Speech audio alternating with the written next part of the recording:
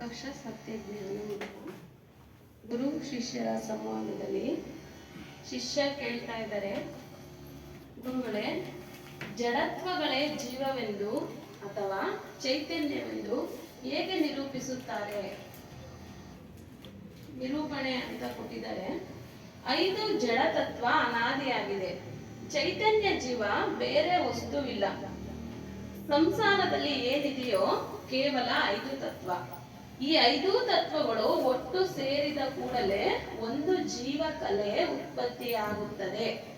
ಹೇಗೆಂದರೆ, ಸುಣ್ಣ ಮತ್ತು ಅರಿಶಿನ ಒಟ್ಟು ಸೇರಿದರೆ ಕೆಂಪು ಬಣ್ಣ ಬರುತ್ತದೆ.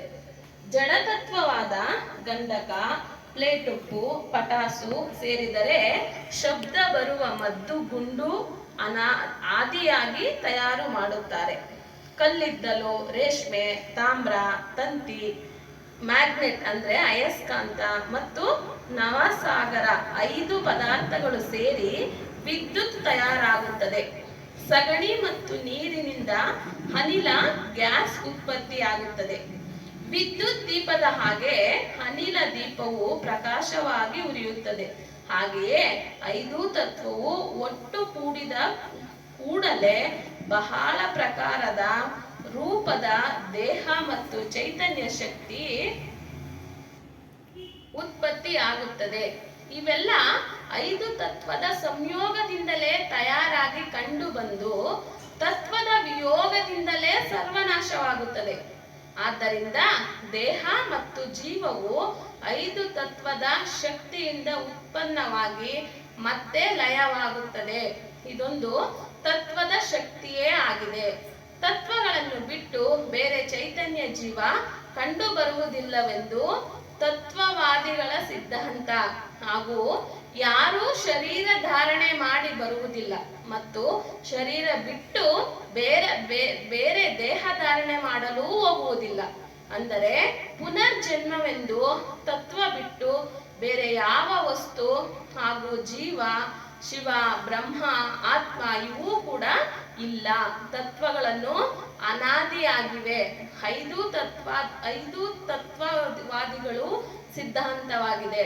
ಅಂದ್ರೆ ನಾವೆಲ್ಲ ಹಿಂಗೆ ತಿಳ್ಕೊಂಡಿರೋದು ಅಂತ ಹೇಳ್ತಿದ್ದಾರೆ. ಆದ್ರೆ ಇದೆಲ್ಲ ಸರಿಯಾದ ಉತ್ತರ. ಇಲ್ಲಿ ಗುರುಗಳು ಹೇಳ್ತಿದ್ದಾರೆ, 5 ತತ್ವವೇ ಚೈತನ್ಯವಾದರೆ ಮರಣದ ನಂತರ 5 ತತ್ವವು ಪ್ರತ್ಯಕ್ಷವಾಗಿದ್ದರೂ ಜಡ ದೇಹದಲ್ಲಿ ತಿಳುವಳಿಕೆಯ ಲಕ್ಷಣಗಳು ಕಂಡು ಬರುವುದಿಲ್ಲವೇಕೆ?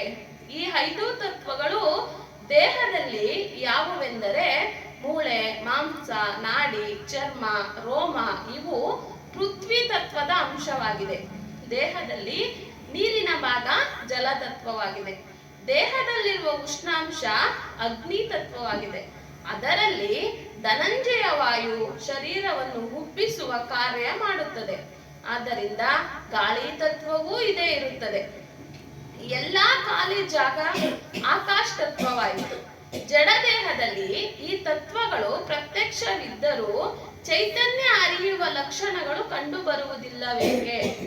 ಜೀವಂತ ಹಾಗೆ ಚತುರತೆಯ ಮಾತುಗಳು, ಶೋಭಾಯಮಾನವಾಗಿರುವ ಮುಖಕಾಂತಿ ಹಾಗೂ ಸುಖ ದುಃಖಾದಿಗಳ ಅನುಭವದ ಲಕ್ಷಣಗಳು ಕಂಡು ಬರುವುದಿಲ್ಲವೇಕೆ? 5 ತತ್ವಗಳು ಚೈತನ್ಯವಾಗಿದ್ದರೆ ಕಲ್ಲು, ಮರ, ಪರ್ವತ ಮುಂತಾದವುಗಳು ಕೂಡ ಭೂಮಿಯ ಮೇಲೆ ಓಡಾಡಿ ಸುಖ ದುಃಖ ಅನುಭವ ಮಾಡುವ ಲಕ್ಷಣಗಳು ಆ ಜಡ ಪದಾರ್ಥಗಳಲ್ಲಿಯೂ ಕಂಡು ಬರುತ್ತಿತ್ತು.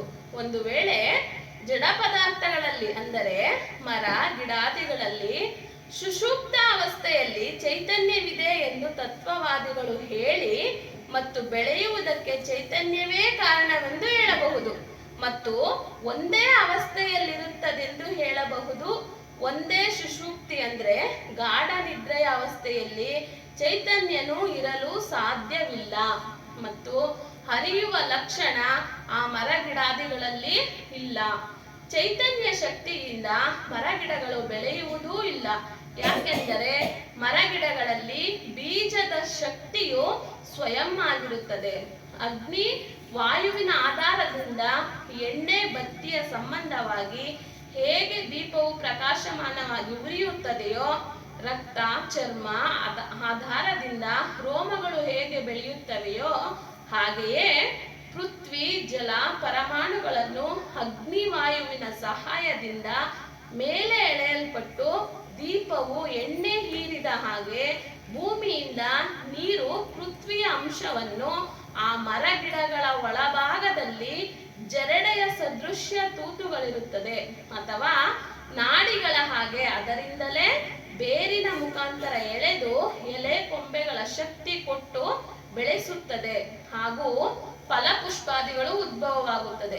ಆದರೂ ಈ ಮರಗಿಡಾದಿಗಳಲ್ಲಿ ತಿಳುವಳಿಕೆ ಹಾಗೂ ಅರಿಯುವ ಲಕ್ಷಣಗಳು ಇತರ ಚೈತನ್ಯ ದೇಹಧಾರಿ ಪಶು, ಪಕ್ಷಿ, ಮಾನವರ ಹಾಗೆ ಕಂಡುಬರುವುದಿಲ್ಲ. ಈ ಜಡ ಪದಾರ್ಥಗಳಲ್ಲಿ ಚೈತನ್ಯವಿದ್ದರೆ ತಿಳುವಳಿಕೆಯ ಹಾಗೂ ಅರಿಯುವ ಲಕ್ಷಣಗಳು ಕಂಡುಬರಬೇಕು. ಆದ್ದರಿಂದ ಅದು ಜಡ ಪದಾರ್ಥವಾಗಿದೆ. ಅದರಲ್ಲಿ ಅರಿಯುವ ಶಕ್ತಿ ಇಲ್ಲ. ಇವೆಲ್ಲವನ್ನು ತಿಳಿಯುವವನು ಚೈತನ್ಯ, ಆದ್ದರಿಂದ ಬೇರೆಯೇ ಆಗಿದ್ದಾನೆ. ಚೈತನ್ಯನು ಜಡ ಪದಾರ್ಥಗಳ ಲಕ್ಷಣ ಮತ್ತು ಗುಣಗಳನ್ನು ತಿಳಿದು ಅವುಗಳನ್ನು ತನ್ನ ಕೆಲಸಕ್ಕೆ ಬಳಸಿ ಅವುಗಳಿಂದ ಅದ್ಭುತ ಕೆಲಸಗಳನ್ನು ಮಾಡಿಕೊಳ್ಳುತ್ತಾನೆ. ಎಲ್ಲಾ ತತ್ವದ ಭೇದಗಳನ್ನು ತಿಳಿದು ಅದರ ಅನುಭವವನ್ನು ಬೇರೆಯವರಿಗೂ ತಿಳಿಸುತ್ತಾನೆ. ಚೈತನ್ಯವು ತತ್ವದ ರೂಪವೇ ಆಗಿದ್ದರೆ ತತ್ವದ ಶಕ್ತಿಯನ್ನು ತಿಳಿಯಲು ಮತ್ತು ಅರಿಯಲು ಸಾಧ್ಯವಿಲ್ಲ. ಆದ್ದರಿಂದ ಬೇರೆಯಾಗಿದ್ದರಿಂದಲೇ ಅರಿತುಕೊಳ್ಳುತ್ತಾನೆ. ತತ್ವಗಳ ಸಂಯೋಗದಿಂದ ಶಕ್ತಿ ಉತ್ಪತ್ತಿಯಾಗುತ್ತದೆ ಎಂದರೆ ಆ ಶಕ್ತಿಗಳು ಜಡವೇ ಆಗಿರುತ್ತದೆ. ಆ ಶಕ್ತಿಗಳಲ್ಲಿ ಚೈತನ್ಯದ ಲಕ್ಷಣಗಳು ಕಂಡು ಬರುವುದಿಲ್ಲ. ಮದ್ದು, ಗುಂಡು, ಅರಿಶಿನ ಈ ಪದಾರ್ಥಗಳು ಜಡವೇ ಆಗಿವೆ. ಪರಿಣಾಮ ಹೊಂದಿದ್ದರೂ ಅದರ ಲಕ್ಷಣವು ಜಡವೇ ಆಗಿರುತ್ತದೆ. ಚೈತನ್ಯದ ಲಕ್ಷಣಗಳು ಅವುಗಳಲ್ಲಿ ಕಂಡು ಬರುವುದಿಲ್ಲ. ಆದ್ದರಿಂದ ಅದೆಲ್ಲ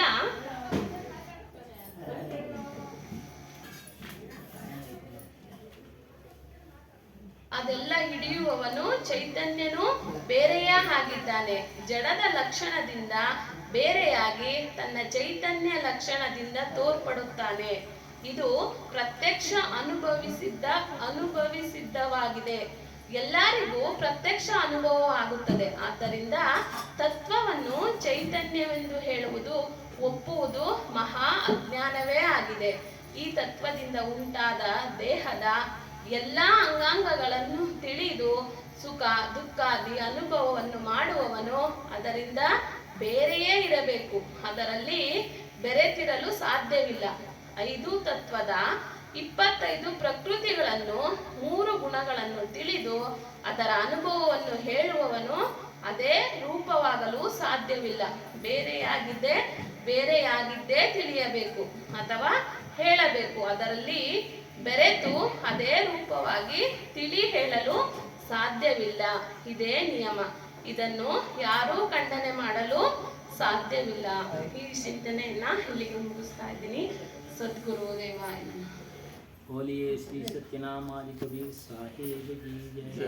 गुरु श्री हनुमान साहेब की जय। गुरु माता जी की जय। सारे संत महात्मा की जय।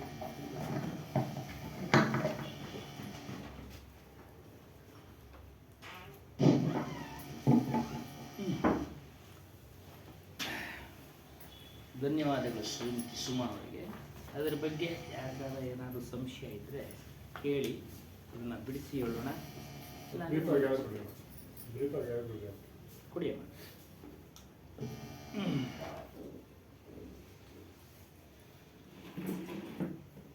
ಅಂದರೆ ನಾವು ಪ್ರತಿ ಸರಿ ಪೂಜ್ಯರು ಪ್ರಾತಸ್ಮರಣೆ ಸದ್ಗುರುಗಳಾದಂಥ ಸದ್ಗುರು ಶ್ರೀ ಹನುಮಾನ್ ಸಾಹೇಬರ ದಿವ್ಯಚರಣೆಗಳು ಅನಿಸುತ್ತಾ, ಗುರು ಮಾತಾಜಿಯವರ ದಿವ್ಯಚರಣೆಗಳು ಅನಿಸುತ್ತಾ, ನೆರೆದಿರುವ ಎಲ್ಲ ಮಹನೀಯರ ಭಕ್ತಿ ಮಾತೆಗಳು ಅನಿಸುತ್ತಾ ಸತ್ಸಂಗ ಮಾಡೋಣ.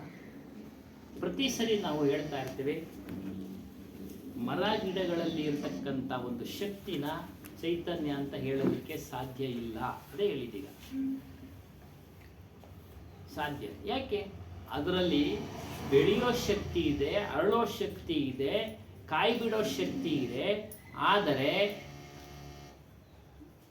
ಆ ಕಾಯನ್ನು ಕೀಳುವಾಗ ಅದು ಪಕ್ಕಕ್ಕೆ ಹೋಗೋದಿಲ್ಲ. ನನ್ನ ಇವನು ಕೀಳ್ತಾ ಇದ್ದಾನೆ. ಮರವನ್ನ ಕಡಿಯುವಾಗ ಅದು ಬೇಡ ಅಂತ ಹೇಳೋದಿಲ್ಲ,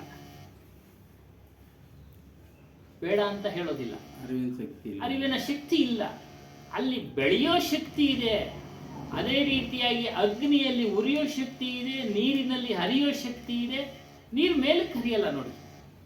ಅಂದರೆ ಅಲ್ಲಿಗೆ ಅರಿವಿನ ಶಕ್ತಿ ಅಂದರೆ ಸಿಂಪಲ್ ಆಗಿ ಹೇಳ್ಬೇಕಾದ್ರೆ, ಇವಾಗ ಯಾರಾದರೂ ಇವಾಗ ನೀವು ಬರ್ತಾ ಇದ್ದೀರಂತ, ನನಗೆ ಸ್ವಾಮಿಗಳು ಬರ್ತಾ ಇದ್ದಾರೆ, ಅದು ಅರಿಯುವಂಥದ್ದು, ಅದು ನನಗೆ ಅರಿಯುವಂಥದ್ದು ಕರೆಕ್ಟ್. ಆದರೆ ಪ್ರಾಣಿಗಳಿಗೂ ಅರಿವಿನ ಶಕ್ತಿ ಇದೆ, ಪ್ರಾಣಿಗಳಿಗೂ ಅರಿವಿನ ಶಕ್ತಿ ಇದೆ, ಆದರೆ ನಮ್ಮಲ್ಲಿರತಕ್ಕಂಥ ವಿಶೇಷವಾದ ಶಕ್ತಿ ಇಲ್ಲ.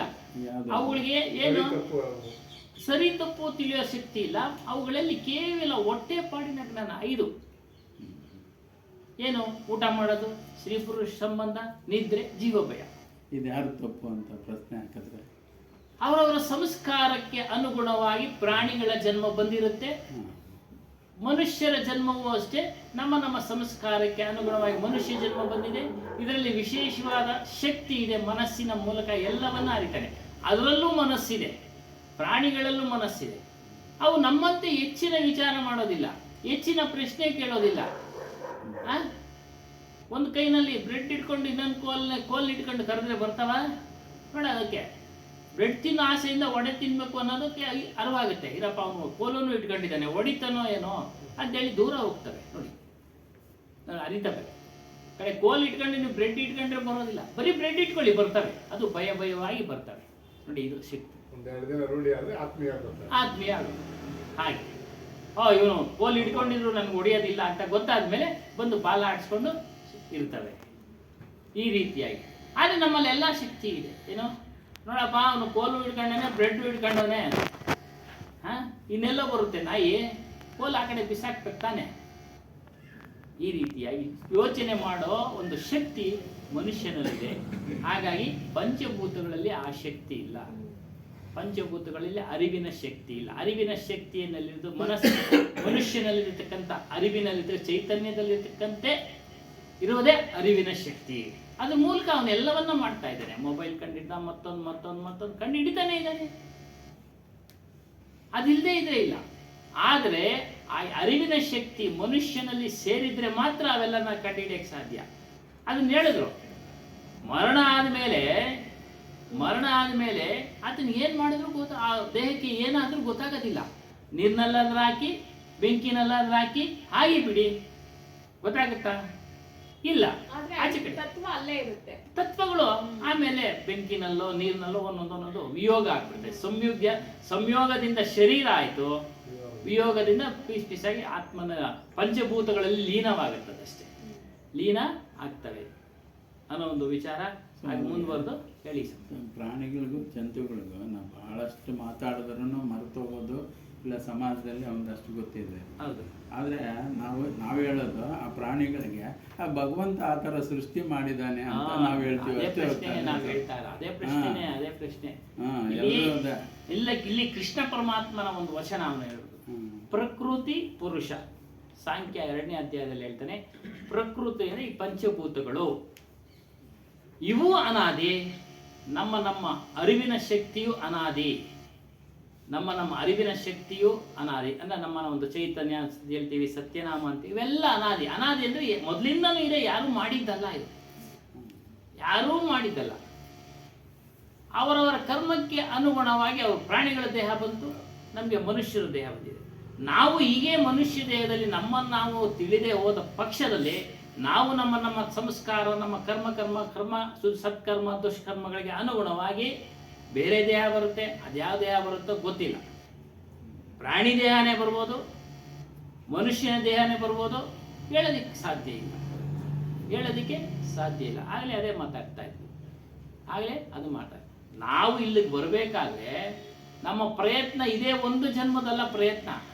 ನಾವೆಲ್ಲರೂ ಇಲ್ಲಿ ಒಂದು ಸತ್ನಾಮ ವಿಚಾರ ಕೇಳೋದಕ್ಕೆ, ಸತ್ಯದ ವಿಚಾರ ಕೇಳೋದಕ್ಕೆ ಪ್ರಯತ್ನ ಒಂದು ದಿನದಲ್ಲ, ಹಿಂದಿನ ಜನ್ಮಗಳಲ್ಲೂ ಆ ಪ್ರಯತ್ನದಿಂದ ನಾವು ಇಲ್ಲಿ ಮುಖ್ಯವಾದ ಘಟ್ಟಕ್ಕೆ ಬಂದಿದ್ದೀವಿ. ಏನೋ ನಮ್ಮ ಸ್ವರೂಪವನ್ನು ತಿಳಿಯೋ ವಿಚಾರ ಒಂದು ಘಟ್ಟಕ್ಕೆ ಬಂದಿದ್ದೀವಿ. ಅದನ್ನ ಮರೆತು ನಾವು ಹಾಗೆ ಕಳ್ಕೊಂಡ್ರೆ ಜೀವನವನ್ನ ಮತ್ತೆ ಹುಟ್ಟುವುದು ನಿಶ್ಚಿತ.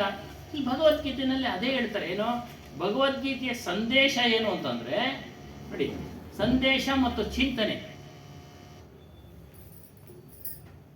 ಒಂದೊಂದು ಹೇಳ್ಬಿಡೋಣ. ಮೊದಲನೇ ಸಂದೇಶ, ಆತ್ಮಂ ಸ್ವಯಂ ವಿನಾಶ ಹೊಂದಲು ಕಾರಣವಾದ ಕಾಮ ಕ್ರೋಧ ದುರಾಶೆ ತ್ಯಜಿಸು. ಇಲ್ಲಿ ಆತ್ಮ ಅಂತ ಹೇಳಿದ್ದಾರೆ, ಆದರೆ ತನ್ನನ್ನ ತಾನು ತಿಳಿಯೋಕೆ ಆತ್ಮನಿಗೆ ನಾಶ ಇಲ್ಲ. ಸ್ವಯಂ ವಿನಾಶ ಅಂದ್ರೆ ಮನುಷ್ಯ ಅಂತ ತಿಳಿಬೇಕು. ಮನುಷ್ಯನು ಸ್ವಯಂ ವಿನಾಶ ಆಗಲು ಕಾರಣವಾದ ಕಾಮಕ್ರೋಧವನ್ನು ತ್ಯಜಿಸಪ್ಪ. ಆತ್ಮಕ್ಕೆ ನಾಶ ಇಲ್ಲ. ಆತ್ಮನನ್ನು ತಿಳಿಯೋಕೆ ನಾವು ಅವುಗಳನ್ನೆಲ್ಲ ತ್ಯಜಿಸಬೇಕು. ನಮ್ಮ ಸ್ವರೂಪವನ್ನು ತಿಳಿಯೋಕೆ ಅದನ್ನೆಲ್ಲ ತ್ಯಜಿಸಬೇಕು. ನೋಡಿ, ಅದೇ ಇಲ್ಲಿ ನಾವು ವಿಚಾರ ಮಾಡೋ ಶಕ್ತಿ ಇದ್ರೆ ಮಾತ್ರ. ಆತ್ಮ ವಿನಾಶ ಮೀರಿದೆ. ಇಲ್ಲೇನು ಹೇಳಿದ್ರು? ಆತ್ಮ ಸ್ವಯಂ ವಿನಾಶ ಹೊಂದಲು. ನೋಡಿ, ಎರಡೂ ಒಂದೇ ಪದ. ಅದನ್ನ ವಿಚಾರ ಮಾಡಬೇಕು. ಈ ಜೀವ ಏನು ಆತ್ಮ ಸ್ವಯಂ ಆತ್ಮನನ್ನ ತಿಳಿಯಲು ಅಂತ ಹಾಕ್ಬೇಕಾಯ್ತು, ವಿನಾಶ ಅಂತ ಹಾಕೋದು. ಅದರಿಂದ ಸ್ವಲ್ಪ ಶಬ್ದಗಳ ವಿಚಾರ ಮಾಡೋ ಶಕ್ತಿ ಯಾವಾಗ ಬರುತ್ತೆ ಅಂದ್ರೆ ಸತ್ಯವಾದ ಜ್ಞಾನ ತಿಳಿದಾಗ ಮಾತ್ರ. ಆತ್ಮ ವಿನಾಶ ಮೀರಿದೆ, ಇದು ಸರಿಗಿದೆ ಪದ. ಆತ್ಮ ಯಾವತ್ತೂ ನಾಶ ಆಗದೆ. ಅದೇ ಭಗವದ್ಗೀತೆಯಲ್ಲಿ ಹೇಳ್ತಾನೆ, ಆತ್ಮನನ್ನು ಸುಡೋಕ್ಕಾಗೋದಿಲ್ಲ, ಕತ್ತರಿಸಕ್ಕಾಗೋದಿಲ್ಲ ಅಂತ. ಶಾಶ್ವತ ಚೈತನ್ಯವನ್ನ ಯಾರೂ ಅಂತ್ಯಗೊಳಿಸಲಾಗದು. ನೋಡಿ, ಇದು ಕರೆಕ್ಟ್. ನಮ್ಮ ಸ್ವರೂಪ ಇದೆಯಾ, ಆ ಒಂದು ಚೈತನ್ಯವನ್ನ ಯಾರೂ ಸಹ ನಾಶ ಮಾಡೋಕ್ಕೆ ಸಾಧ್ಯ ಇಲ್ಲ. ನಾಶ ಮಾಡೋದಕ್ಕೆ ಸಾಧ್ಯ ಇಲ್ಲ. ಹುಟ್ಟಿದ್ದಕ್ಕೆ ಸಾವು ಖಚಿತ. ನೋಡಿ, ನಾವು ನಮ್ಮನ್ನ ನಾವು ತಿಳಿದೆ, ನಾವು ನಮ್ಮ ಸ್ವರೂಪವನ್ನು ತಿಳಿದೆ, ಅದರಲ್ಲಿ ನಿಲ್ಲದೆ ನಾವು ದೇಹವನ್ನು ಕಳ್ಕೊಂಡ್ರೆ ನಮಗೆ ಹುಟ್ಟು ಖಚಿತ, ಅದ್ರ ಜೊತೆಯಲ್ಲಿ ಸಾವು ಸಹ ಖಚಿತ. ಸತ್ತದ್ದಕ್ಕೆ ಹುಟ್ಟು ಖಚಿತ. ನೋಡಿ, ಸತ್ತ ಮೇಲೆ ಹುಟ್ಟಲೇಬೇಕು. ಪ್ರಾಣಿ ದೇಹ ಹೊರಟೋಯ್ತು, ಮುಂದಿನ ಕರ್ಮಕ್ಕೆ ಅನುಗುಣವಾಗಿ ಅದು ಯಾವುದೋ ಒಂದು ಜನ್ಮವನ್ನು ತಾಳಬಹುದು. ಮನುಷ್ಯ ಜನ್ಮನೇ ಬರ್ಬೋದು, ಅದಕ್ಕೆ ಹೇಳೋದಿಕ್ಕಾಗಿಲ್ಲ. ಮನುಷ್ಯ ಜನ್ಮ ಬಂದ ಮೇಲೆ ತನ್ನನ್ನು ತಾನು ತಿಳಿದ ಮೇಲೆ ಅವನು ಮತ್ತೆ ಹುಟ್ಟುವುದಿಲ್ಲ. ಇದೇ ಆಧ್ಯಾತ್ಮದ ವಿಚಾರ, ಆತ್ಮನ ವಿಚಾರ, ನಿಜವಾದ ಪೂರ್ಣವಾದ ವಿಚಾರ. ಅದರಿಂದ ಇವುಗಳು ನಾವು ತಿಳ್ಕೊಳ್ಬೇಕು. ಒಟ್ಟಾರೆ ನಮ್ಮಲ್ಲಿ ವಿಶೇಷವಾದ ಶಕ್ತಿ ಇದೆ, ನಮ್ಮನ್ನು ನಾವು ತಿಳಿಯೋ ಶಕ್ತಿ ಇದೆ. ಆ ಒಂದು ಅರಿವಿನ ಶಕ್ತಿಯಿಂದ ಆ ಸ್ಥಾನಕ್ಕೆ ಹೋಗಿ ನಿಂತಾಗ ನಮಗೆ ಮತ್ತೆ ಹುಟ್ಟುವುದು ಇಲ್ಲ, ದೇಹಧಾರಣೆ ಬರೋದಿಲ್ಲ. ದೇಹ ಧಾರಣೆ ಬರೋದಿಲ್ಲ. ಅದನ್ನು ಇಲ್ಲಿ ತಿಳಿಸಿದ್ದಾರೆ. ಈಗ ಮುಂದುವರೆದು ಅದೇ ವಿಚಾರನ ನಾವು ಪ್ರಸ್ತಾಪ ಮಾಡೋಣ. ಈ ಆತ್ಮಜ್ಞಾನ, ಮಾನುಷ ವಿಚಾರ ಕ್ಯಾ ಕರೆ ಜಾಕೆ ಶೂನ್ಯ ಶರೀರ್ ಜೋ ಜೀವ ಜಾಂಕಿ ನಾ ಉಪಜೆ ತೋ ಕಹಾ ಪುಕಾರ್ ಕಬೀರ್. ಸ್ವರೂಪ ಜ್ಞಾನ, ಸ್ವರೂಪ ಸಾಕ್ಷಾತ್ಕಾರ, ಸ್ವರೂಪದ ಸ್ಥಿತಿಯನ್ನ ತಿಳಿಯೋ ಒಂದು ಆಸಕ್ತಿ ಇರತಕ್ಕಂಥ ಮನುಷ್ಯರು ಬಹಳ ಕಡಿಮೆ. ಕಮ್ ಲೋಗ್ ಹುವಾ ಕರ್ತಿ, ಬಹಳ ಕಡಿಮೆ. ಸತ್ಯವಾದ ವಿಚಾರವನ್ನು ತಿಳಿಯೋಕೆ ಬಹಳ ಕಡಿಮೆ. ಮಹಾತ್ಮ ಬುದ್ಧ ಅವನು ಜ್ಞಾನವನ್ನ, ಪೂರ್ಣ ಜ್ಞಾನವನ್ನ ಪಡ್ಕೊಂಡ. ಪಡೆದುಕೊಂಡ ಮೇಲೆ ಅವನು ಯೋಚನೆ ಬಂತಂತೆ, ನಾನು ಪಡೆದಂತ ಪೂರ್ಣ ಜ್ಞಾನವನ್ನ ಯಾರಿಗೆ ನಾನು ತಿಳಿಸಲಿ, ಯಾರಿಗೆ ಉಪದೇಶ ಮಾಡಲಿ, ಯಾರಿಗೆ ಉಪದೇಶ ಮಾಡಲಿ? ನನಗೆ ಶಾಂತಿ ಸಿಗಿದೆ, ಆತ್ಮಶಾಂತಿ. ನೋಡಿ ಹೇಳ್ತಾರೆ, ಉನ್ಹೋನೆ ಏಕ್ ಬಾರ್ ವಿಚಾರ ಕಿಯಾ ಜಿಸ್ ಆತ್ಮಶಾಂತಿ ಕಾ ಲಾಭ ಮುಜೆ ಹುವಾ, ಲಾಭ ನಮಗಾಯ್ತು, ನನಗಾಗಿದೆ. ಆದರೆ ಇದನ್ನ ಬೇರೆಯವ್ರಿಗೆ ಹೇಗೆ ಹಂಚಲಿ? ಆತ್ಮಶಾಂತಿ ವಿಚಾರವನ್ನ ಹೇಗೆ ತಿಳಿಸಲಿ ನಾನು? ಯಾರು ಸಿಗ್ತಾರೆ ನನಗೆ? ಕೇಳೋ ಅಂಥವ್ರು ಯಾರು ಸಿಗ್ತಾರೆ? ಕೇಳೋ ಅಂಥವ್ರು ಯಾರು ಸಿಗ್ತಾರೆ? ಈ ಒಂದು ಸಾರಾ ಸಂಸಾರ ಘೋರ ಅಂಧಕಾರ ಮೇ ಡುಬಾಯ್, ಕತ್ತಲೆಯಲ್ಲಿ ಮುಳುಗಿದೆ. ಅಂದ್ರೆ ಜ್ಞಾನದ ಇಲ್ಲದೆ ಕತ್ತಲೆಯಲ್ಲಿ ಮುಳುಗಿದೆ. ಮನುಷ್ಯ ಜೀವನ ಜ್ಞಾನದ ಬೆಳಕಿನಲ್ಲೇ ನಡೀತಾ ಇರೋದು, ಆದರೆ ಬಿಡುಗಡೆಯಾಗತಕ್ಕಂಥ ಜ್ಞಾನ ತಿಳಿದಿಲ್ಲ. ಬಿಡುಗಡೆಯಾಗತ್ತಂತ ಜ್ಞಾನ ಮನುಷ್ಯ ತಿಳಿದಿಲ್ಲ, ಅವನು ಅಂಧಕಾರನೇ. ಅವನು MA PhD ಏನೇ ಮಾಡಿದ್ರು ಸಹ ತನ್ನನ್ನು ತಾನು ತಿಳಿದೇ ಹೋದ ಪಕ್ಷದಲ್ಲಿ ಅವನು ಅಜ್ಞಾನಿಗೆ ಸಮ. ಓದ್ದೇ ಇಲ್ದವನು ಅವನಿಗೂ ಸಮ, ಓದಿರೋನು ಸಹ ತಿಳಿದೋದ್ರೆ ಅವನಿಗೂ ಸಮ. ಓದಿಲ್ಲದೆ ಅವನು ಒಂದು ಪಕ್ಷ ತನ್ನನ್ನ ತಾನು ತಿಳಿದ್ರೆ ಅವನು ಜ್ಞಾನಿ, ಆತ್ಮಜ್ಞಾನಿ. ಸಾಮಾನ್ಯ ಜ್ಞಾನಿ ಅಲ್ಲ, ಆತ್ಮಜ್ಞಾನಿ. ಅದರಿಂದ ಘೋರ ಅಂಧಕಾರ ಮುಳುಗೋಗಿದೆ. ಪರಮಾರ್ಥ की बात कौन सुनने वाला है? ಪರಮಾತ್ಮನ ವಿಚಾರ ಯಾರು ತಿಳಿತಾರೆ, ಯಾರು ಕೇಳ್ತಾರೆ? ಹೇಳಿ ಅಂತ ಹೇಳಿ ಅಂತ ಯಾರನ್ನ ಕೇಳ್ತಾರ? ಯಾರೋ ಕೆಲವರು. ಬುದ್ಧಿಗೆ ಚಿಂತೆ ಆಗ್ಬಿಟ್ಟೈತೆ, ಶಿಷ್ಯರಿಲ್ಲ ನನ್ನ ಕೇಳೋರ. ಬುದ್ಧನಿಗೆ ಅದೇ ಚಿಂತನೆ ಮಾಡ್ತಾನೆ. ಅವನಿಗೆ ಪೂರ್ಣ ಅನುಭವ ಆಯ್ತು.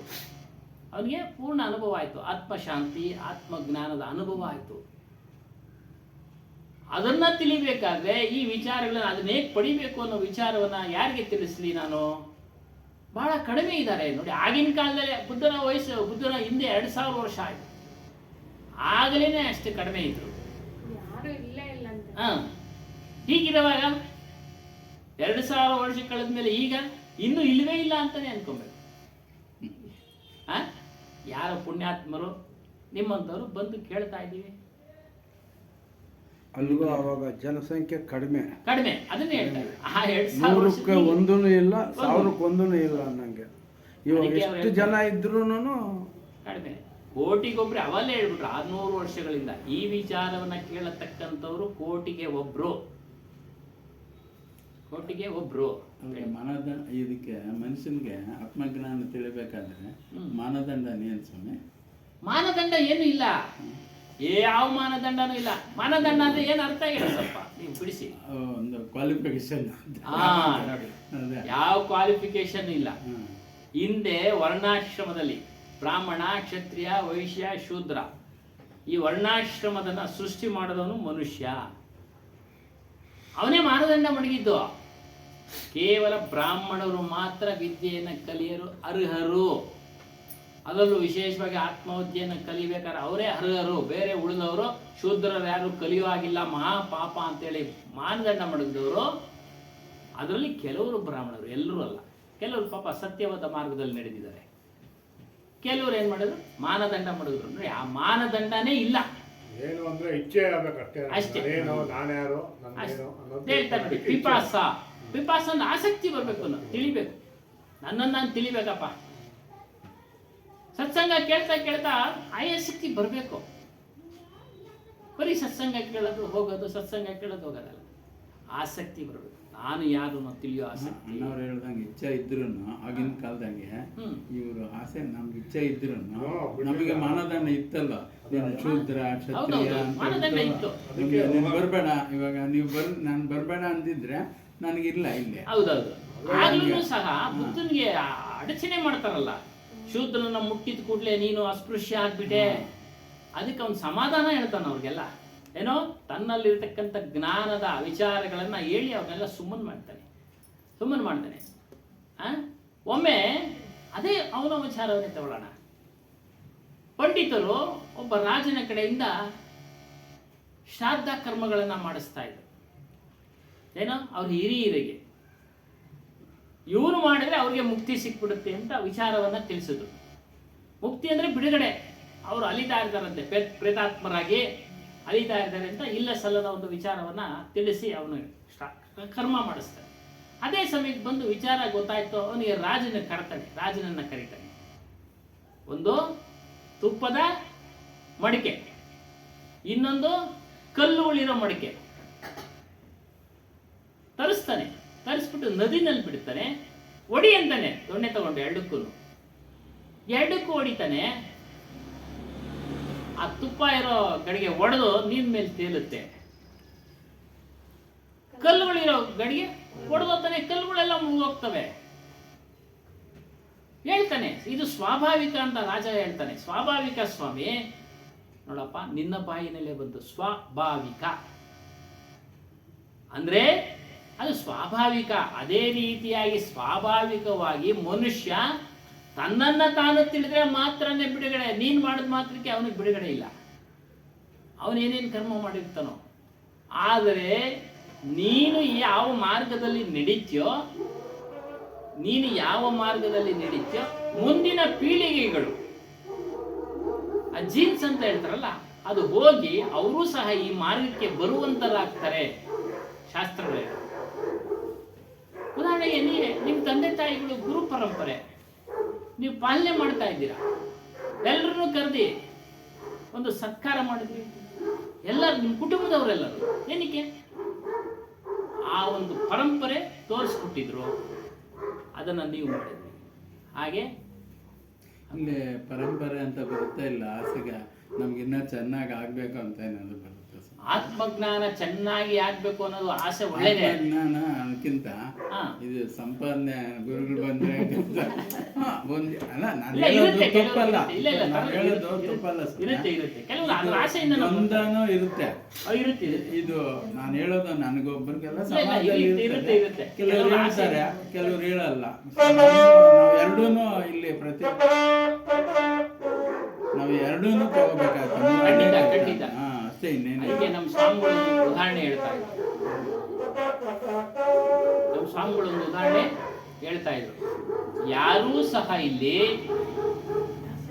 ಸಾಂಸಾರಿಕ ಆಸೆಗಳನ್ನ ಇಟ್ಟುಕೊಂಡು ಬರಬೇಡಿ ಆಶ್ರಮಕ್ಕೆ, ಇಲ್ಲೇನೂ ಸಿಗೋದಿಲ್ಲ ನಿಮ್ಗೆ. ಸಾಂಸಾರಿಕ ಆಸೆ ಅಂದ್ರೆ ನೀವು ಹೇಳ್ದಂಗೆ ಚೆನ್ನಾಗಿ ಆಗ್ಬೇಕು ಅನ್ನೋ ಆಸೆ, ಮಕ್ಳಿಲ್ಲವ್ರಿಗೆ ಮಕ್ಕಳಾಗ್ಬೇಕು ಅನ್ನೋ ಆಸೆ, ಮದುವೆ ಆಗ್ತಾ ಇಲ್ಲವ್ರಿಗೆ ಮದುವೆ ಆಗ್ಬೇಕು ಅನ್ನೋ ಆಸೆ, ಆಯಾ ಆಸೆಗಳನ್ನ ಇಟ್ಕೊಂಡು ಬರಬೇಡಿ. ಅಕಸ್ಮಾತ್ ಆದರೂ ಸಹ ನೀವು ಯಾವ ರೀತಿ ದೇವಸ್ಥಾನಕ್ಕೆ ಹೋದಾಗ ಒಂದು ಪೂಜೆ ಪುನಸ್ಕಾರ ಮಾಡಿದಾಗ ಆ ಕಾರ್ಯಗಳು ಆಗ್ಬಿಡ್ತಾವಲ್ಲ, ಕೋಇನ್ಸಿಡೆನ್ಸ್ ಅಂತ ಹೇಳ್ತಿರಲ್ಲ, ಇಲ್ಲೂ ಅದೇ ರೀತಿ ನಾವು ಅಂತ ತಿಳ್ಕೊಳ್ಬೇಕು. ಗುರುಗಳ ಒಳ್ಳೇದಾಗತ್ತೆ, ಇಲ್ಲ ಅಂತ ಹೇಳಿಲ್ಲ, ಆದರೆ ಅದ್ರ ಕಡೆಗೆ ನಾವು ಗಮನ ಕೊಡಬಾರ್ದು. ನಿಜವಾದ ಜಿಜ್ಞಾಸು ಮುಮುಕ್ಷವನ್ನು ಪಡಿಬೇಕಂತ ಇರೋನು ಅವಳ ಕಡೆ ಗಮನ ಕೊಡಬಾರ್ದು. ಬೇಡಿಕೆ ಇಲ್ಲದಂತೆ ಬನ್ನಿ, ಜ್ಞಾನ ತಿಳಿರಿ, ಬಿಡುಗಡೆ ಮಾಡಿಕೊಳ್ಳಿ. ಬೇಡಿಕೆ ಇಲ್ಲದಂತೆ ಬನ್ನಿ, ದುಃಖ ಇಲ್ದಂಗೆ ಜೀವನ ಮಾಡ್ಬೋದು ಅಷ್ಟೇ. ದುಃಖ ಇಲ್ಲಂಗೆ ಜೀವನ ಅಂತೂ ಮಾಡ್ಬೋದು ಸ್ವಾಮಿ.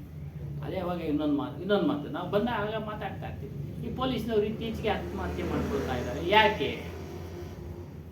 ಯಾಕೆ ಅಂತ ಹೇಳಿದ್ರೆ ಅವರು ಧರ್ಮಾಧರ್ಮಗಳ ವಿಚಾರ ತಿಳಿದಿಲ್ಲ. ಒಂದು, ಅದನ್ನ ಎದುರಿಸುವ ಒಂದು ಶಕ್ತಿ ಸಾಮರ್ಥ್ಯದ ಬಗ್ಗೆ ಸಂಸ್ಕಾರವನ್ನ ಪಡೆದಿರೋದಿಲ್ಲ. ಅಂದ್ರೆ ಈ ವಿಚಾರಗಳನ್ನ ತಿಳಿದಿಲ್ಲ. ಇದು ಮಾಡಿದ್ರೆ ತಪ್ಪಾಗುತ್ತೆ, ಒಂದಲ್ಲ ಒಂದು ದಿನ ನಾವು ಮಾಡಬಾರ್ದು ಅನ್ನೋದು ಭಾವನೆ ಅವ್ರಿಗೆ ಬರಬೇಕು. ಯಾವಾಗ ಈ ವಿಚಾರಗಳನ್ನ ಕೇಳ್ತಾರೋ ಮನುಷ್ಯ ಅವುಗಳನ್ನ ಮಾಡಬೇಕಾದ್ರೆ ಯೋಚನೆ ಮಾಡ್ತಾನೆ. ತಪ್ಪುಗಳನ್ನ ಮಾಡಬೇಕಾದ್ರೆ ಯಾರು ಕೇಳಿರೋದಿಲ್ವೋ ಅವನು ಮಾಡ್ತಾನೆ. ಬಂಡ ಧೈರ್ಯದಿಂದ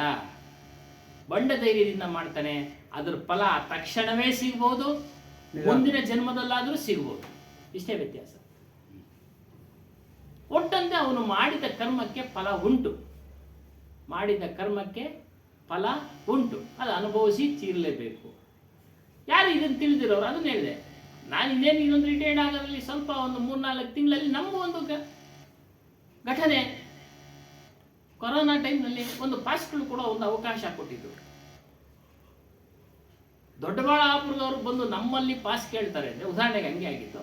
ನಾವು ಕೊಡೋ ಒಂದು ಇದಿರಲಿಲ್ಲ ನಮಗೆ. ನನಗಿನ್ನ ಮೇಲ್ಪಟ್ಟ ಅಧಿಕಾರಿ ಅದು ನಮಗೆ ಸಂಬಂಧಪಟ್ಟಿದ್ದಲ್ಲ, ಅವ್ರು ಅಲ್ಲೇ ಹೋಗ್ಬೇಕು ಅಂತ ಹೇಳಿದ್ರು. ಜ್ಯೂರಿಡಿಕ್ಷನ್ ನಮ್ದಲ್ಲ. ಆದರೆ ಅವ್ರಿಗಿನ್ನ ಎಲ್ಲಾರ್ಗಿನ್ನ ದೊಡ್ಡ ಅಧಿಕಾರಿ ಹೇಳಿದಾಗ ನಾವು ಮಾಡಲೇಬೇಕಾಗಿತ್ತು. ಇಲ್ಲ ಅಂದ್ರೆ ಬೆಳಿಗ್ಗೆ ನಾವು ಮನೆಗೆ ಕಳಿಸ್ಬಿಟ್ಟಿರೋರು ನಮ್ಮನ್ನ, ನನ್ನ ಮಾತು ಮೀರಿದ್ಯಾ ನೀನು ಅಂತ. ಎಲ್ಲಾರ್ಗಿನ್ನ ದೊಡ್ಡವನ್ನ ನಾನು ಹೇಳಿದ್ಮೇಲೆ ನನಗಿನ್ನ ಸಣ್ಣವನ್ ಮಾತೇನೇ ಕೇಳಬೇಕು ನೀನು. ನೋಡಿ ಆ ಸೂಕ್ಷ್ಮತೆ. ಆದ ತಕ್ಷಣ ನಮ್ಗೆ ಯಾರು ಹೇಳಿದ್ರು, ಕೊಟ್ರೆ ಅಂದ್ರೆ ಅವ್ರಿಗೆ ಅಲ್ಲಿನ ಒಂದು ಆಫೀಸಿಂದ, ಇಲ್ಲ ಸರ್ ಅದು ನಮ್ಗೆ ಬರಲ್ಲ ಅಂತ ACP ಹೇಳಿದ್ರು. ಅಯ್ಯೋ ದಡ್ಡ, ACPಗಿನ್ನ ಕಮಿಷನರ್ ದೊಡ್ಡವರು, ಅವ್ರ ಮಾತು ಯಾಕೆ ನಿಲ್ತ್ಯಾ? ತಕ್ಷಣ ಅವ್ರನ್ನ ಕರೆಸೋ, ನೀನೇ ಕೊಡು, ಏನೂ ಆಗೋದಿಲ್ಲ. ತಕ್ಷಣ ಕರೆಸ್ತೇ ಕೊಟ್ಟೆ. ಮೀರಿ ತಿರ್ಗಾ ಅವ್ರು ಮತ್ತೆ ಅಲ್ಲೇ ಹೋಗಿದ್ದಿದ್ರೆ, ನೋಡಿ ಘಟನೆಗಳು ಹೆಂಗೆ ಬರ್ತಾರೆ. ಹೋಗಿದ್ದಿದ್ರೆ ನಾನು ರಿಟೈರ್ಡ್ ಆಗೋ ಟೈಮ್ನಲ್ಲಿ ಸಸ್ಪೆಂಡ್ ಆಗಬೇಕು, ಮನೇಲಿ ಇರ್ಬೇಕಾಗಿತ್ತು. ರಿಮಾರ್ಕ್ ಅಲ್ವಾ ಸ್ವಾಮಿ? ಹಾಗೆ ಸೂಕ್ಷ್ಮವಾದ ವಿಚಾರಗಳಿಗೆ ಸಮಯದಲ್ಲಿ ಯಾರೋ ಇಂಜಿನಿಯರ್ ಟೆಕ್ಕಿ ಸತ್ತೋದ್ನಲ್ಲ, ಮನೆ ಸಂಸಾರದ ಕಾಟ, ಅದು ಅವ್ರಿಗೆ ತಿಳುವಳಿಕೆ ಇರೋ ಜ್ಞಾನ ಇಲ್ಲ ಅಷ್ಟೇ. ಅದು ಸಂಬಳ ಬರೋನು ಸಾಯುವಂಥದ್ದು ಏನಿದೆ? ಏನಿತ್ತು? ಕೋರ್ಟ್ ಐತೆ, ಕಾನೂನು ಐತೆ, ಎಲ್ಲ ಐತೆ. ಮಾನಸಿಕವಾಗಿ ಅಣ್ಣ, ಅದೇ ಮಾನಸಿಕ ಶಾಂತಿ ನೋಡಿ ಇಲ್ಲಿ ಸಿಗೋದು. ಮಾನಸಿಕವಾಗಿ ಎದುರ್ಸಕ್ಕೇನೆ ನಮ್ಗೆ ಇಲ್ಲೆಲ್ಲ ಬರೋದು, ಈ ಒಂದು ಶಕ್ತಿ ನಮಗ್ ಬರೋದು. ಅಂತ ಸಮಯದಲ್ಲಿ ಕೆಲವರಿಗೆ ಇಲ್ಲ ಏನಿದ್ರು ಕೆಲವರಿಗೆ ಏನು ಅದೇ ನಾವು ತಿಂದಿದ್ದೆ ತಿನ್ನೋದು ಮಾತಾಡಿದ್ದೆ ನಮ್ದು ಆಡ ಐತಲ್ಲ, ಇಷ್ಟೆಲ್ಲ ಮಾಡ್ಕೊಂಡು ಅವ್ರನ್ನೆಲ್ಲ ಕಟ್ಕೊಂಡು ಏನ್ ಜೀವನ ಮಾಡ್ಕೊಂಡು ಇರೋದಕ್ಕಿಂತ ಹೋಗ್ಬಿಡೋಣ ಇದನ್ನು ಬರೋದು. ಹೋದ್ರೆ ಏನ್ ಸಮಸ್ಯೆ ತಿರುಗಿ ಬರ್ಬೇಕಲ್ಲ ಅನ್ನೋದು ಗೊತ್ತಿಲ್ಲಲ್ಲ ಅವ್ನಿಗೆ. ತಿರುಗಿ ಮೊದಲನೇ ಕ್ಲಾಸಿಂದ ಗೊತ್ತಿಲ್ಲ, ಯಾವ ವಿಚಾರ ಗೊತ್ತಿಲ್ಲ, ಹೇಳಿಲ್ಲ ಇದರಲ್ಲಿ. ಹುಟ್ಟದ ಮೇಲೆ ಸಾವು ಖಚಿತ, ಸತ್ ಮೇಲೆ ಹುಟ್ಟು ಖಚಿತ. ಅದಕ್ಕೆ ಸಾವು ಬರೋ ತನಕ ಕಾಯ್ದೆ ಮೊದ್ಲೇ ಸತ್ತೋದ್ರೆ ನಮ್ ಜೀವನನೇ ಇನ್ನೊಂದ್ಸರಿ ಓದ್ಬೇಕಲ್ಲ ನೀನು SLC ತನಕ ಹಂಗೆ ಆ ರೀತಿ ಆಗ್ಬಿಡುತ್ತೆ. ಅದರಿಂದನೇ ಇವ್ರಿಗೆ ಬುದ್ಧನ್ಗೆ ಈ ವಿಚಾರ ಬರುತ್ತೆ. ಯಾರಿಗೆ ಹೇಳಲಿ ಈ ರೀತಿ ವಿಚಾರ ಬರುತ್ತೆ. ಈ ಒಂದು ಸಾಕಿನಲ್ಲಿ ಕಬೀರ್ ಸಾಹೇಬ್ ಆತ್ಮ ಕಲ್ಯಾಣದ ಜಿಜ್ಞಾಸುಗಳ ದುರ್ಬಲತೆಯಿಂದ ಕೂಡಿದ್ದಾರೆ. ದುರ್ಬಲತೆ. ಅವರೆಲ್ಲ ಕೆಲವರು ಸಾಮಾಜಿಕವಾಗಿ ಹೇಳೋದಾದ್ರೆ ನಮ್ದು ಪಾತ್ರ ಮುಗ್ದೋಗಿದೆ. ನಾನು ಹುಟ್ಟಿದೆ, ನನ್ನ ಬಾಲ್ಯ ಆಯ್ತು, ಕೌಮಾರಿ ಆಯ್ತು, ಯೌವನ ಆಯ್ತು, ಯೌವನ ಆದ್ಮೇಲೆ ವೃದ್ಧಾಪ್ಯನೋ ನಡೀತಾ ಇದ್ದೀವಿ. ಮನೆಯಲ್ಲಿ ನಮ್ಮ ಪಾತ್ರ ಕಡಿಮೆ ತಿಳ್ಕೊಳ್ಬೇಕು ನಾವು. ಮನೆಯಲ್ಲಿ ನಮ್ಮ ಪಾತ್ರಗಳು ಕಡಿಮೆ, ಯಾರು ನಮ್ಮ ಮಾತು ಕೇಳಲ್ಲ ಅಲ್ಲೇನಮ್ಮ. ಕೇಳಿದ್ರು ಹಿಂದಗಡೆ ಇವ್ರದ್ದು ಯಾವಾಗ ಇದ್ದೇ ಐತೆ ಅಂತ ಕೈ ತೋರಿಸ್ಕೊಂಡು ನಿಂಗೆ ಅವ್ರು ಮಾಡೋದೇ ಮಾಡ್ತಾರೆ ಅಲ್ಲ ಸ್ವಾಮಿ. ಆಗ ಮೊದಲಿಂದಾನೇ ಮಾಡ್ಕೊಂಡ್ರೆ ಒಳ್ಳೇದು. ಆಗಲಾದ್ರೂ ನಾವು ಎಚ್ಚೆತ್ಕೊಳ್ಬೇಕು. ಆಗಲಾದ್ರೂ ಎಚ್ಚೆತ್ಕೊಂಡು ನಮ್ಮ ಪಾತ್ರ ಕಡಿಮೆ ಆಗಿದೆಯಪ್ಪ, ನಾವು ಸಾಧ್ಯವಾದಷ್ಟು ಈ ಜಂಜಾಟದಿಂದ ನಾವು ದೂರ ಇರೋದೇ ಉತ್ತಮ. ಅದೇ ಶಾಂತಿಗಾಗಿ ಪ್ರಯತ್ನ. ಶಾಂತಿಗಾಗಿ ಪ್ರಯತ್ನ. ನಿನ್ ಪಾತ್ರ ಇಲ್ಲ, ಸುಮ್ಮನೆ ಯಾಕೆ ಅದ್ರ ಹಿಂದೆ ಹೋಗ್ತೀಯ? ಏನು ಲಾಭ ಸಿಗೋದಿಲ್ಲ. ಅವ್ರ ಹಿಂದೆ ಹೋಗ್ಬೇಡ, ಅವ್ರದ್ದೇ ಆದ ಪ್ರಪಂಚ. ಆ ಪಾತ್ರವನ್ನ ಅರಿತು ನೀನು ಬದಲಾವಣೆ ಮಾಡ್ಕೊಳ್ಬೇಕು. ಬದಲಾವಣೆ ಮಾಡ್ಕೊಳ್ಬೇಕು.